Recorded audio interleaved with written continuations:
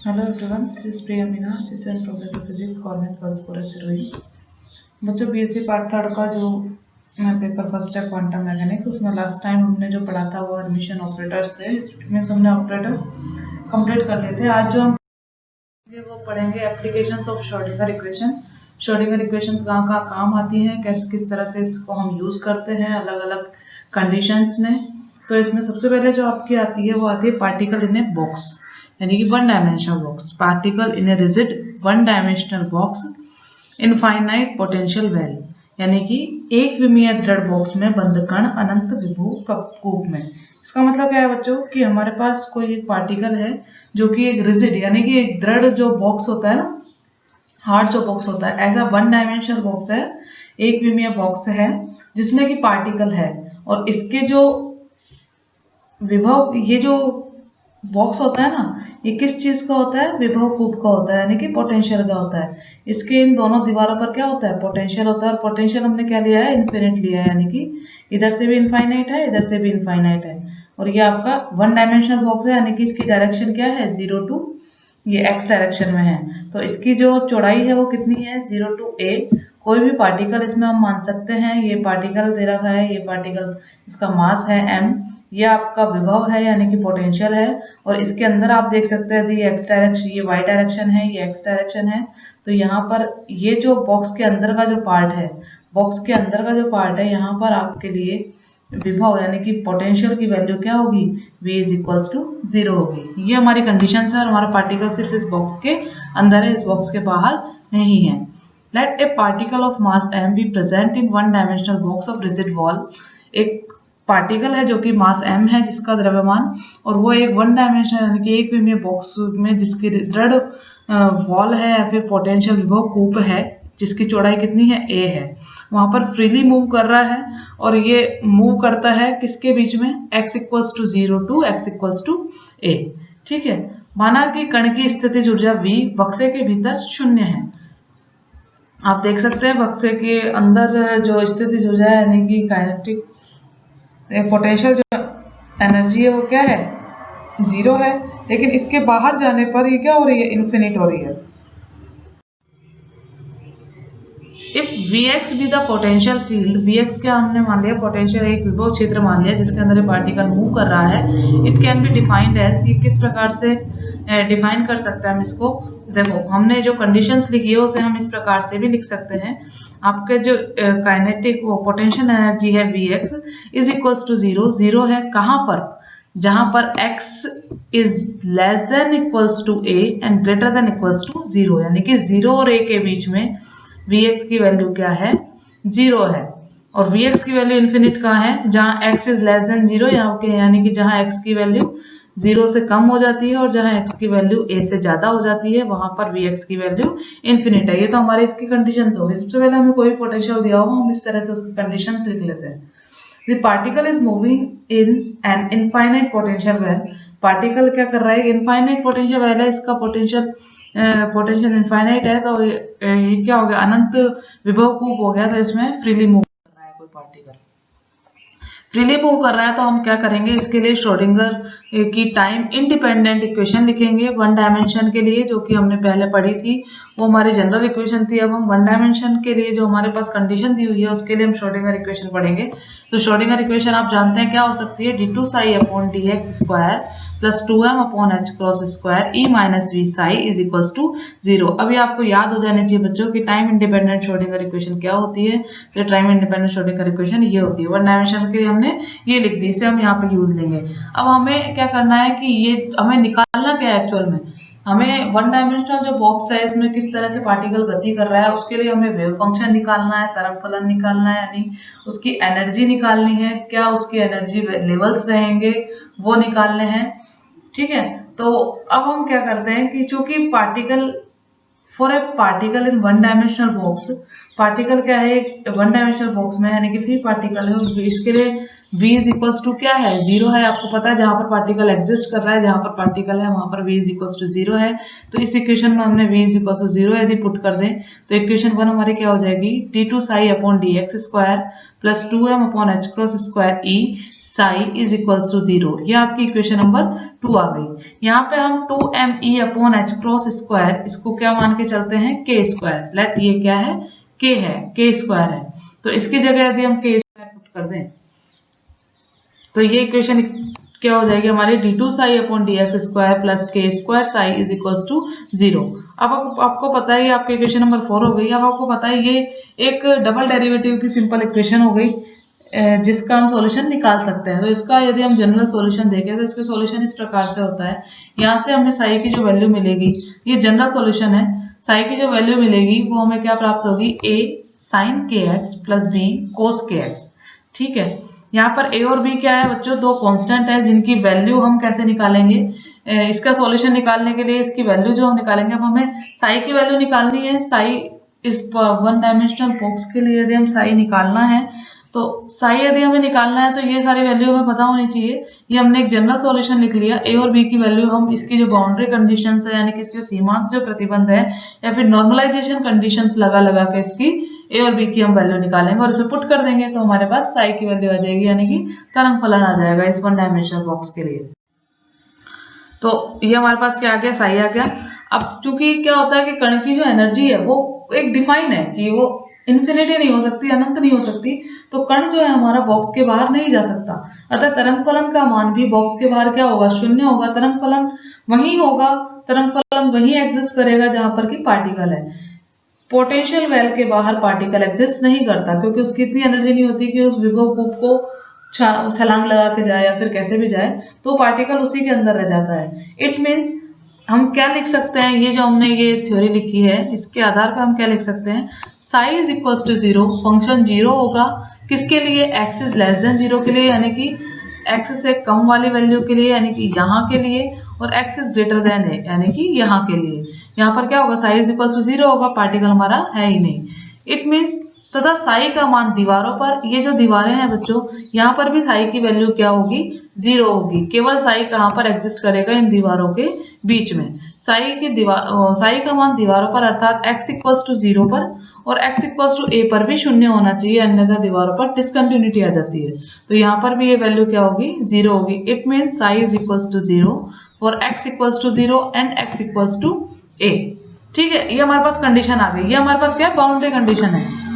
Boundary condition है ना इस पोटेंशियल वेल की, कि बाउंड्री x इक्वल्स टू 0 पे फंक्शन हमें 0 प्राप्त हो रहा है और x इक्वल्स टू a पर भी फंक्शन हमें 0 प्राप्त हो रहा है। तो हम ये जो कंडीशन है ये हम इस इक्वेशन में यदि हम लगा दें, यानी कि एट x इक्वल्स टू 0 यदि हम x इक्वल्स टू पुट करें, x इक्वल्स टू 0 पुट करें पूरी इक्वेशन में, तो साई हमारा क्या होगा, 0 होगा, और a यदि हम पुट करें तो भी हमारे साई की वैल्यू 0 प्राप्त होगी। इसलिए बाउंड्री कंडीशंस लगाने के बाद में at x equals to 0 psi equals to 0, तो इसे हम इक्वेशन नंबर 5 में यदि यूज करें तो यहाँ पर 0 रखेंगे तो साइन 0 0 हो जाएगा, यहाँ 0 रखेंगे तो कोस 0 1 होगा, तो ये b इक्वल्स टू क्या हो जाएगा, 0 हमें प्राप्त होगा।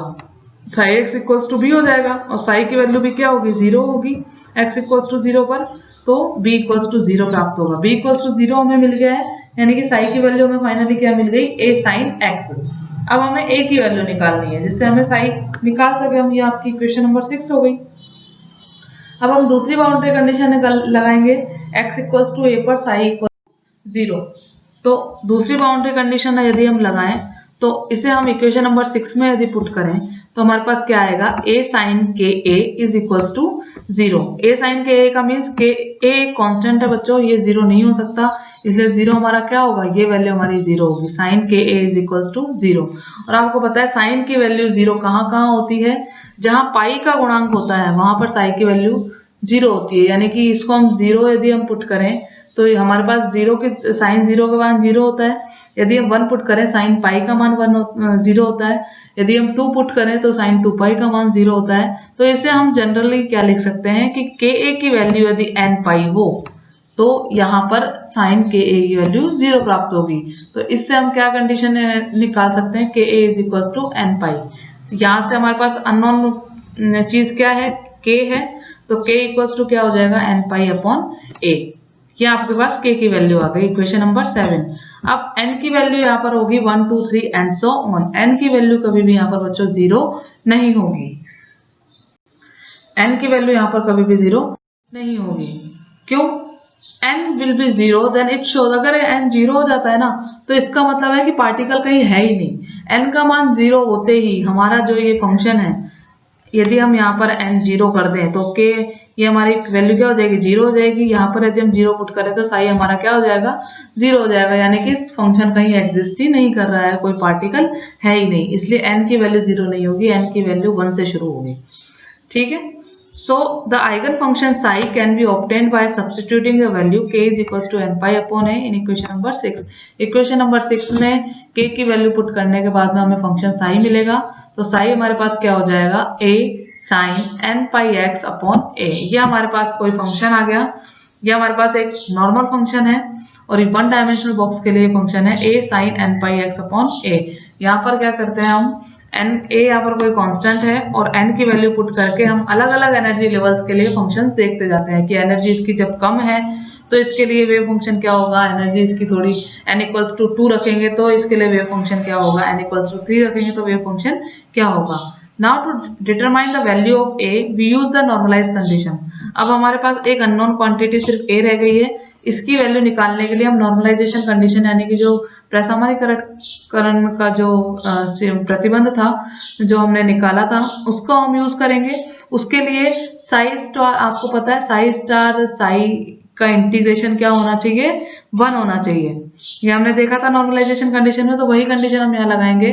दैट इज वो क्या थी, साई स्टार साई प्रोबेबिलिटी थी, प्रायिकता थी किसी भी पार्टिकल के पाए जाने की। यानी कि now to determine the value of a की वैल्यू निकालने के लिए हम नॉर्मलाइजेशन कंडीशन का यूज करेंगे। That is the probability of finding the particle somewhere in space is 1। इसका मतलब किसी भी पार्टिकल के पाए जाने की संभावना आकाश में 1 होनी चाहिए, तब हमारे a की वैल्यू में प्राप्त हो जाएगी, वही हमारी नॉर्मलाइजेशन कंडीशन होती है। इट मींस नॉर्मलाइजेशन कंडीशन क्या होती है बच्चों, psi psi star dv is equals to 1 होना चाहिए। ये कंडीशन हम उस फॉर्मूले में लगा देंगे, साई की वैल्यू वहां से पुट करेंगे बच्चों, और हमारे पास जो पार्टिकल साई हमारे पास कहां से कहां तक एग्जिस्ट कर रहा है, केवल 0 से a तक। तो यहाँ पर हम इंटीग्रेशन किसका लेंगे, 0 से a का। वन डायमेंशनल है इसलिए हम यहाँ पे ओनली x लेंगे v की जगह। तो ये हमारे पास इक्वेशन क्या आ जाएगी, 0 से a psi psi star dx is equals to 1। 0 से a साई n का square dx is equals to 1, क्योंकि इसके साई x के बराबर 0 आउटसाइड द बॉक्स। ये फंक्शन 0 के बाहर क्या है, 0 है, इसलिए अब क्या करेंगे हम इक्वेशन 8 से साई की वैल्यू यहाँ पर पुट करेंगे, जो हमें लास्ट में फंक्शन प्राप्त हुआ है ना उसकी वैल्यू यहाँ पर पुट कर देंगे। हमें फंक्शन क्या मिला है, a sine n pi x upon a। तो साइन इसका यदि हम साई स्टार निकाले तो भी sine n pi x upon a होगा। तो ये हमारे पास क्या हो जाएगा, a स्क्वायर कॉमन आ जाएगा, 0 से a sine square n pi x upon a dx is equals to 1। अब ये जो इंटीग्रेशन है बच्चों, ये एक स्टैंडर्ड इंटीग्रेशन है, इसे आपको सॉल्व करने की सॉल्व भी कर सकते हैं पर ये बहुत बड़ा पड़ता है। तो इसे इसकी जो वैल्यू होती है 0 से a के लिए वो क्या होती है, a बाई 2। अगर आपको 0 से a बाई 2 दे दे तो आप क्या लिखेंगे, ये इसकी वैल्यू a बाई 4। तो ये हमारा सॉल्व करने पे क्या मिलता है, a बाई 2। तो a स्क्वायर a बाई 2 हो गया। यहाँ से यदि हम a की वैल्यू निकालें तो हमारे पास क्या आएगा, √2 अपॉन a। तो हमारे पास a की वैल्यू क्या आ गई, √2 अपॉन a। फाइनली हमारे पास जो नॉर्मलाइज्ड वेव फंक्शन आ गया पार्टिकल का, वो क्या आ गया, psi n is equals to √2 upon a sine n pi x upon a। आपको यदि कोई न्यूमेरिकल भी देता है कि वन डायमेंशनल बॉक्स के लिए ये चीज निकालिए, तो वन डायमेंशनल बॉक्स के लिए यदि आपको वेव फंक्शन नहीं देता है तो आपको वेव फंक्शन अपने आप पता होना चाहिए कि वन डायमेंशन के लिए वेव फंक्शन ये होता है। अब हम इसे अलग अलग n की वैल्यू पुट करने के बाद में साई की वैल्यू देखते हैं कि साई हमें क्या प्राप्त होता है। First for eigen function psi 1 Sai 2 Sai 3 Sai 4, और पहले जो 3 या 4 फंक्शंस है वो डायग्राम में दिखाए गए हैं आपको, और ये तो हमारे वेव फंक्शन दिखाए गए हैं, और ये क्या दिखाई गई, प्रोबेबिलिटी डेंसिटी यानी कि प्रायिकता घनत्व यानी साई स्क्वायर। यहाँ पर n की वैल्यू पुट करके, तो साई में यदि हम n की वैल्यू 1 पुट करेंगे, 1 पुट करें तो ये हमारे पास क्या आ जाएगा, √2/a sin πx/a। ठीक है, ये जो हम इसका जो ग्राफ मिलेगा वो हमें बच्चों इस तरह का मिलेगा, कुछ इस तरह का। यहाँ पर मैं बीच में फंक्शन क्या होता है, मैक्सिमम होता है, और x बराबर 0 और x बराबर a पर फंक्शन 0 हो जाता है। इसी तरह से n की वैल्यू 2 रखने पर हमें जो फंक्शन मिलेगा वो साइन वेव मिलेगी पूरी। ठीक है, यहाँ पर मिड में आके फंक्शन 0 हो रहा है और कॉर्नर्स पे 0 है, कहीं और इसकी वैल्यू मैक्सिमम है। इसी तरह से 3 की वैल्यू पुट करने पर हमें ये फंक्शन प्राप्त होगा। और यदि हम प्रायिकता घनत्व निकालें या फिर साइज स्क्वायर निकालें, तो साइज स्क्वायर निकालेंगे तो बच्चों नेगेटिव में तो कोई ग्राफ आएगा नहीं, यहाँ पर स्क्वायर की वैल्यू है। तो यहाँ पर जो ग्राफ आएगा n=1 के लिए हमें ये ग्राफ मिलेगा, n=2 के लिए हमें ये ग्राफ मिलेगा। जो भी ग्राफ मिलेगा वो पॉजिटिव डायरेक्शन में मिलेगा। और n=3 की वैल्यू यदि हम पुट करें साइज स्क्वायर में तो हमें ये ग्राफ मिलेगा। इस तरह से ये दोनों ग्राफ हैं वेव फंक्शन और प्रोबेबिलिटी डेंसिटी के वन डायमेंशनल बॉक्स के लिए। अब ये क्या है, ये जो रिजल्ट्स है बच्चों, ये आपके क्लासिकल मैकेनिक्स में क्या होता है, according to classical mechanics probability of finding the particle in a box is same. कि कोई भी जो पार्टिकल होता है उसके पाए जाने की जो संभावना होती है पूरे जो बॉक्स होता है उसमें सेम होती है हर एक पॉइंट पर। पर वेव मैकेनिक्स में क्या होता है, प्रोबेबिलिटीज आर डिफरेंट। आप देख सकते हैं प्रोबेबिलिटी क्या है, डिफरेंट है। यहाँ पर पाए जाने की प्रायिकता कुछ और है, यहाँ पर पाए जाने की बीच में मिड में जो है वो प्रायिकता पाए जाने की सबसे अधिक है। इसी प्रकार से यदि हम n बराबर 2 ले तो बीच में पाए जाने की संभावना क्या है, बिल्कुल 0 है। Are different at different point and there are some particular point the probability of finding the particle in a box is different for different energy state. अलग अलग एनर्जी स्टेट के लिए आप देख सकते हैं अलग अलग थी। ठीक है, फॉर एग्जांपल हम क्या देख सकते हैं कि for example eight lowest energy level, सबसे कम जो एनर्जी लेवल था अभी आपने पीछे ग्राफ में देखा, जहाँ पर n=1 था, probability of finding A particle is maximum at the centre of the box. Box के सेंटर में सबसे ज़्यादा पार्टिकल के पाए जाने की संभावना थी, जबकि नेक्स्ट एनर्जी लेवल n बराबर 2 के लिए पार्टिकल के पाए जाने की संभावना जो बीच में थी, सेंटर पे थी, वो क्या थी, 0 थी बिल्कुल। अब हम क्या निकालेंगे, एनर्जी आइगन वैल्यूज निकालेंगे कि ये जो हमने एक ग्राफ लिखा है, इस ग्राफ में एनर्जी लेवल्स हैं, ये एनर्जी लेवल्स कि इनकी वैल्यू क्या क्या होती है। n=1 के लिए E1 क्या होता है, n=2 के लिए E2 क्या होता है, इस प्रकार से क्या इनके बीच में सेम गैप होता है फिर अलग अलग होता है। तो इसके लिए हम क्या करेंगे, हमारे पास इक्वेशन नंबर 3 थी 2me/h², h²² और इक्वेशन 7 थी k=n π/a। तो इनको यदि हम यहाँ पर यूज करें तो यहाँ पर k की वैल्यू रखेंगे तो ये हमारे पास क्या आ जाएगा, 2me/h² n π/a का होल स्क्वायर। यहाँ से हम e की वैल्यू यदि हम निकालें तो हमें क्या मिलेगा, n²π²h²/2ma²। ये हमारे पास एनर्जी की वैल्यू है h क्रॉस की फॉर्म में। h क्रॉस को हम क्या लिख सकते हैं, h/2π। तो ये हमारे पास वैल्यू क्या आ जाएगी, E=n²π²। h क्रॉस की जगह h/2π यदि हम रखें तो h²2ma², यहाँ क्या आ जाएगा 4π²। π² से π² कैंसिल, e की जो वैल्यू फाइनली हमारे पास आएगी h की फॉर्म में, तो यहाँ पर ये h आएगा बच्चों, पाई नहीं आएगा, n²h²/8ma²। तो हमारे पास फाइनली जो एनर्जी की वैल्यू है वो क्या आ जाएगी, n²h²/8ma²। यहाँ पे हम n की वैल्यू पुट कर करके आगे एनर्जी लेवल्स की वैल्यू ज्ञात करते रहेंगे, E1, E2, E3 and so on. ठीक है, these values of energy are known as eigen value. यही वैल्यू जो होती है वो क्या कहलाती है, आइगन वैल्यू कहलाती है, आइगन मान कहलाते हैं, जहाँ पर कि पार्टिकल उपस्थित होता है। जैसे कि हमने आज पीछे ग्राफ देखे थे वो एनर्जी लेवल्स पर ही थे। पहले एनर्जी लेवल के वैल्यू हमारे पास क्या आ जाएगी, h²/8ma²। इसी प्रकार से दूसरे एनर्जी लेवल की वैल्यू आएगी। So after putting the value of n in equation number 10 in graph will show below. यदि हम एनर्जी लेवल्स का जो ग्राफ हम क्या मिलेगा, कुछ इस तरह का मिलेगा। आप इसमें देख सकते हैं इनमें जो गैप है वो क्या है, बहुत मतलब बढ़ता जा रहा है धीरे धीरे, सेम नहीं है। यहाँ पर हमारे पास h²/8ma² आता है, n=1 रखते हैं तो ये ग्राउंड स्टेट एनर्जी होती है। n=2 यदि हम रखें तो हमारे पास एनर्जी की वैल्यू क्या आती है, 4h²/8ma²। ये हमारी फर्स्ट एक्साइटेड स्टेट होती है। n=2 यदि हम 3 रखें तो हमारे पास क्या आएगा, 9h²/8ma²। ये हमारी सेकेंड एक्साइटेड स्टेट होती है। तो मिनिमम वैल्यू हमें कहाँ प्राप्त होती है, n=1 पर होती है, क्योंकि n=0 वैलिड ही नहीं है, जहाँ पर फलन ही नहीं होता तो वहाँ पर एनर्जी की वैल्यू भी नहीं होती। तो n=0 तो हमारा वैलिड नहीं है, तो लोएस्ट एनर्जी लेवल हमें क्या मिलेगा, n=1 पे मिलेगा।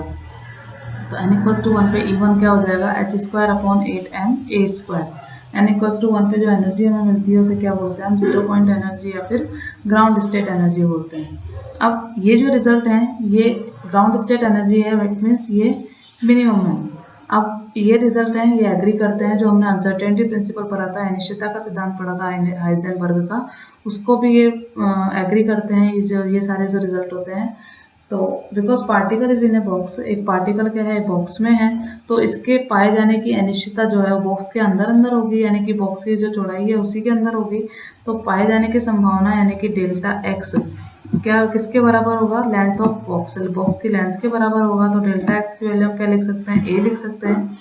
अकॉर्डिंग टू अनसर्टेनिटी प्रिंसिपल, अनिश्चितता सिद्धांत के अनुसार हम जानते हैं कि delta x dot delta p is greater than equals to क्या होता है, h/4 होता है। तो यहाँ पर डेल्टा एक्स की यदि हम वैल्यू रखें और डेल्टा पी यदि हम निकालें तो हमारे पास क्या आ जाएगा, delta p is greater than equals to h/4 तो हमारे पास ऊर्जा में जो अनिश्चितता आ गई, गतिज ऊर्जा में वो क्या आ गई, एनर्जी का फॉर्मूला आप जानते हैं p²/2m होता है। तो यहाँ पे अनिश्चितता यदि हम निकालें अनसर्टेनिटी, तो डेल्टा ई हमारे पास क्या हो जाएगा, डेल्टा पी का स्क्वायर/2m।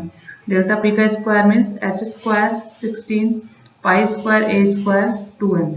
Delta E is greater than equals to h² 32 π²a²/m। यह आपकी इसके हिसाब से मिनिमम एनर्जी वैल्यू हो गई। So the minimum energy of the particle should be order of uncertainty in energy. तो मिनिमम एनर्जी क्या हो गई, h² 32 π²ma²। ई कभी भी 0 नहीं होगा। तो इस प्रकार से हम देख सकते हैं वन डायमेंशनल बॉक्स की प्रॉब्लम यहाँ आपकी सॉल्व होती है। आपके पूरा इक्वेशन आता है बच्चों, पूरा डेरिवेशन आता है, बड़ा क्वेश्चन आता है, इंपॉर्टेंट है एग्जाम के लिए। वन डायमेंशनल बॉक्स के लिए वेव फंक्शन पूछते हैं, एनर्जी लेवल पूछते हैं, तो वो सभी आपको यहीं से निकालने होते हैं। नेक्स्ट इसमें कई कंडीशंस आएंगी, तो वन डायमेंशनल बॉक्स आपका यहाँ पर खत्म होता है, जो कि इनफाइनाइट पोटेंशियल वैल्यू के लिए था। Thank you.